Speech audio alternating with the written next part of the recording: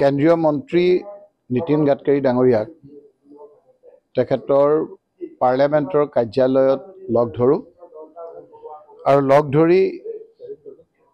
মই আমাৰ সকলোৰে হিয়াৰ আমঠু জুবিন গাৰ্গৰ নামত ধুবুৰী ফুলবাৰী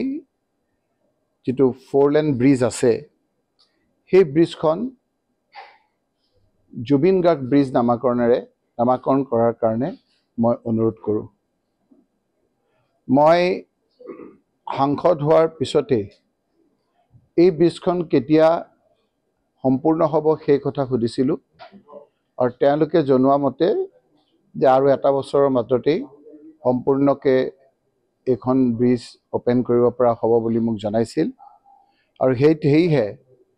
আজি আমাৰ সকলোৰে মই কথা পাতিছিলোঁ, সকলোৱে বিচাৰে যে জুবিন গাৰ্গৰ নামত এনে এটা সন্মান হ'ব লাগে যিটো স্থায়ী হয়। আজি গৌৰৱ গগৈ ডাঙৰীয়ায়ো তেওঁক সৰ্বোচ্চ সন্মানৰ বাবে দিয়াৰ বাবে লোকসভাৰ ভিতৰত দাবী কৰিছে আৰু ময়ো সেই অঞ্চলৰ এজন সাংসদ হিচাপে ধুবুৰী ফুলবাৰী ব্ৰিজখন জুবিন গাৰ্গৰ নামত দিবৰ কাৰণে নীতিন গাডকাৰী ডাঙৰীয়া কেন্দ্ৰীয় মন্ত্ৰীক অনুৰোধ কৰিছিলোঁ। এটা কথা ভাল লাগিছে যে তেখেতে বিভিন্ন ক্ষেত্ৰত অসমৰ কথা পাতিছে। তেওঁ আমাৰ সকলোৰে শ্ৰদ্ধাৰ স্বৰ্গীয় ভূপেন হাজৰিকা ডাঙৰ কথাও কৈছে, আমাৰ পাপনৰ কথাও কৈছে আৰু কৈছে যে জুবিন গাৰ্গ মোৰ অতি মৰমৰ আছিল। তেখেতৰ গান মই শুনো আৰু এটা গান গুণগুণাইও দিছে আৰু মই অহাকালি এই বিষয়ে সাংসদতো কোনোবা এটা ডিভাইজত ক'বৰ কাৰণে চেষ্টা কৰিম আৰু সেইখিনি কোৱাৰ পাছতেই আৰু ইয়াৰ বিষয়ে আপোনালোকৰ ওচৰত মই ক'ব পৰা অৱস্থাত থাকিম, কাৰণ আজি কথাখিনি বৰ যোগাত্মক হৈছে। কেন্দ্ৰীয় মন্ত্ৰী নীতিন গাডকাৰী ডাঙৰীয়াক তেখেতৰ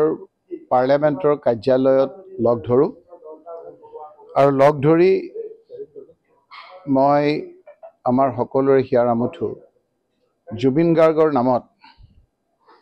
ধুবুৰী ফুলবাৰী যিটো 4-লেন ব্ৰিজ আছে সেই ব্ৰিজখন জুবিন গাৰ্গ ব্ৰিজ নামাকৰণ কৰাৰ কাৰণে মই অনুৰোধ কৰোঁ। মই সাংসদ হোৱাৰ পিছতে এই ব্ৰিজখন কেতিয়া সম্পূৰ্ণ হ'ব সেই কথা সুধিছিলোঁ আৰু তেওঁলোকে জনোৱা মতে যে আৰু এটা বছৰৰ মাজতেই সম্পূৰ্ণকৈ এইখন ব্ৰিজ অপেন কৰিব পৰা হ'ব বুলি মোক জনাইছিল আৰু সেয়েহে আজি আমাৰ সকলোৰে মই কথা পাতিছিলোঁ, সকলোৱে বিচাৰে যে জুবিন গাৰ্গৰ নামত এনে এটা সন্মান হ'ব লাগে যিটো স্থায়ী হয়। আজি গৌৰৱ গগৈ ডাঙৰীয়ায়ো তেওঁক সৰ্বোচ্চ সন্মানৰ বাবে দিয়াৰ বাবে লোকসভাৰ ভিতৰত দাবী কৰিছে আৰু ময়ো সেই অঞ্চলৰ এজন সাংসদ হিচাপে ধুবুৰী ফুলবাৰী ব্ৰিজখন